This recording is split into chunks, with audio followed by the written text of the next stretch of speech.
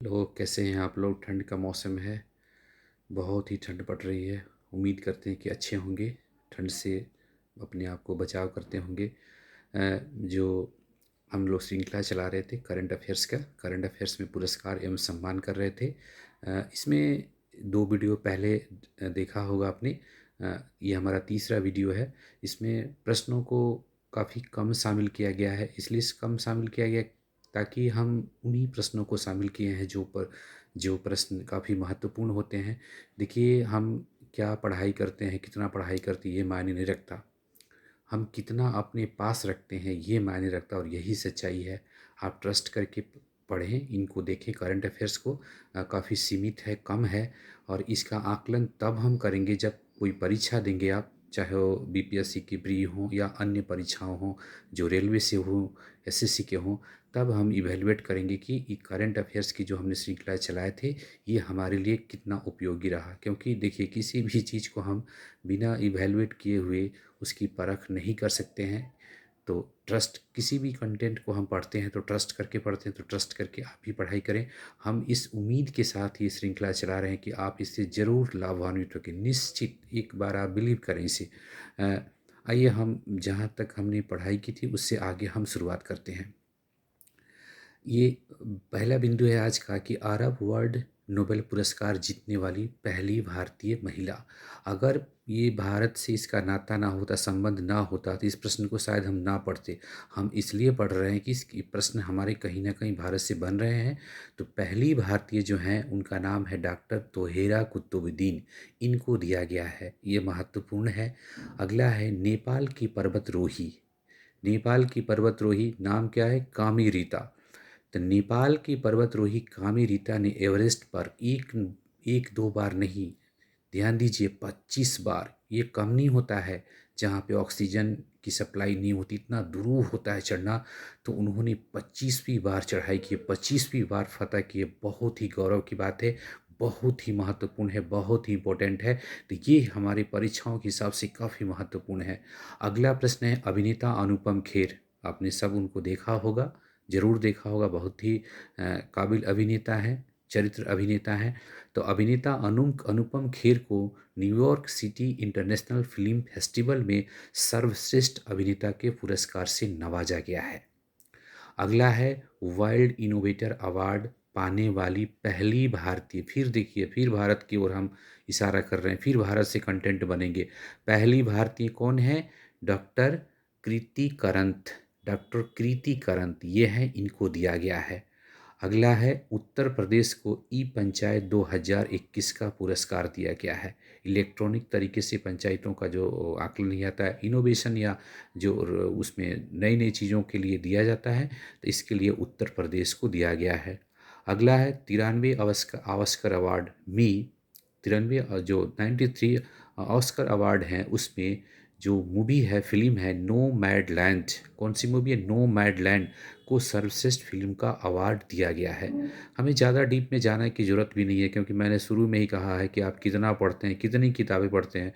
थोड़ा सा आप इमेजिन कीजिए ना, कि अगर हम 2-2 फीट का गड्ढा 5 जगह खोदते हैं तो पानी नहीं निकलता है। लेकिन यदि एक बार आप देखें कि एक ही जगह हम प्रयास करके खोदें तो 10 फीट होता है, शायद पानी निकल जाए। तो एक बार बार अनेक चीज़ों से पढ़ने से बढ़िया है एक कंटेंट को हम 2-4 बार पढ़ें, 10 बार पढ़ें, ताकि कंटेंट हमें बढ़िया से समझ में आए। इसलिए मैं ये बात कह रहा हूँ। तो नोमैड लैंड को दिया गया है, इसको बढ़िया से रखें। नेल्सन मंडेला, ठीक है, बड़ा पुराना नाता रहा हमारा दक्षिणी अफ्रीका से, वहाँ के नेता रहिए। तो नेल्सन मंडेला विश्व मानवतावादी पुरस्कार 2021 किसको दिया गया है? रुमाना सिन्हा को दिया गया है। रुमाना सिन्हा सहगल एक्चुअल में इनका नाम है, इनको दिया गया है। उसके बाद है कि माउंट अन्नपूर्णा। माउंट अन्नपूर्णा के साथ देखिए, जो महत्वपूर्ण बातें हैं, ये नेपाल में है और संसार की 10वीं सबसे ऊंची चोटी है। तो इस पर चढ़ने वाली पहली भारतीय महिला प्रियंका मोहिते हैं। फिर यहाँ भारतीय महिला की बात हम करेंगे और उनका नाम क्या होगा? प्रियंका मोहिते होगा। छत्तीसगढ़ बीरनी पुरस्कार दूती चंद, जो धावक हैं, उनको दिया गया है। अगला है कलिंग रत्न सम्मान 2021। कलिंग रत्न सम्मान 2021 आंध्र प्रदेश के राज्यपाल नाम है विश्वभूषण हरिचंदन, उनको दिया गया है। तो ये राज्यपाल को दिया गया है, इनको याद रखें। अगला है 51वां दादा साहब फाल्के पुरस्कार। दादा साहब फाल्के पुरस्कार से हम परिचित होंगे, फिल्मों में उत्कृष्ट योगदान के लिए अभिनेता को दिया जाता है। 51वां दिया गया रजनीकांत को, और ठीक इसके पहले जो 50वां दिया गया था वो महानायक, सदी के महानायक, सबको पता है, आप लोगों को भी पता है क्योंकि सिनेमा की बातें तो हमें ज़्यादा ही याद रखती हैं, तो अमिताभ बच्चन जी को दिया गया है। अगला है सरस्वती सम्मान। सरस्वती सम्मान 2020 डॉक्टर शरण कुमार लिम्बाले को उनकी पुस्तक सनातन के लिए दिया गया है। किनको दिया गया है? डॉक्टर शरण कुमार लिम्बाले, और उनकी पुस्तक का नाम क्या है? सनातन। व्यास सम्मान 2020 प्रोफेसर शरद पगारे को दिया गया है। किनको दिया गया है? शरद पगारे को। इनकी एक उपन्यास है जिसका नाम है पाटलिपुत्र की साम्राज्ञी। इस उपन्यास के लिए इसे इस पुरस्कार से इन्हें नवाजा गया है।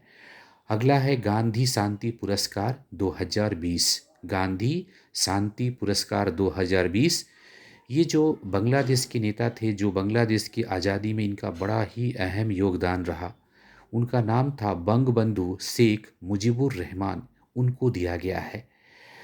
साहित्य अकादमी पुरस्कार 2020 हिंदी भाषा के लिए अनामिका को दिया गया है। कम से कम अगर अंग्रेजी को आप ना भी याद रखें तो हम आपसे उम्मीद करेंगे कि आप हिंदी भाषा को ज़रूर याद रखें। तो साहित्य अकादमी पुरस्कार 2020 हिंदी भाषा के लिए किसे दिया गया है? अनामिका को दिया गया है।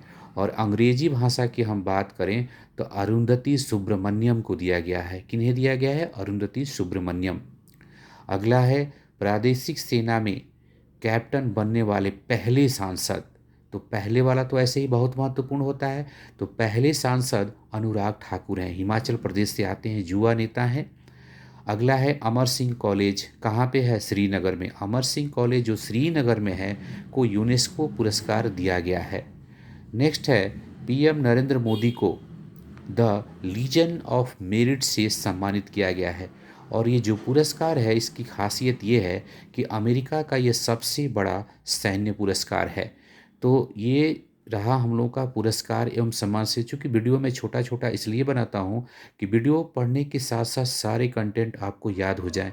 तो देखिए, हम आपको एक बार फिर याद दिलाते हैं। जो तजुर्बा है, जो एक्सपीरियंस है, जिस आधार पे हम लोगों ने सफलता को प्राप्त किया, वहाँ तक पहुँचा, वो यही कहता है कि आप कितना पढ़ते हैं, कितनी किताबों को पढ़ते हैं, ये मायने नहीं रखता। आप अपने पास कितना रखते हैं, ये हमारे लिए सबसे महत्वपूर्ण है। क्योंकि अगर कितना भी मल्टीपल्स क्यों ना पढ़ें, प्रश्न इतना टफ भी नहीं होते हैं। हम प्रश्नों को अक्सर इसलिए गलत कर देते हैं कि हम 10% कठिन प्रश्नों के चक्कर में 90% प्रश्नों को हम रिवाइज ही नहीं कर पाते। तो फिर हम आपसे एक बार कह रहे हैं कि ये मायने नहीं रखता कि आप कितना पढ़ते हैं, आप अपने पास कितना रखते हैं, ये मायने रखता है, क्योंकि रिजल्ट हमारा उसी के ऊपर बनता है। धन्यवाद।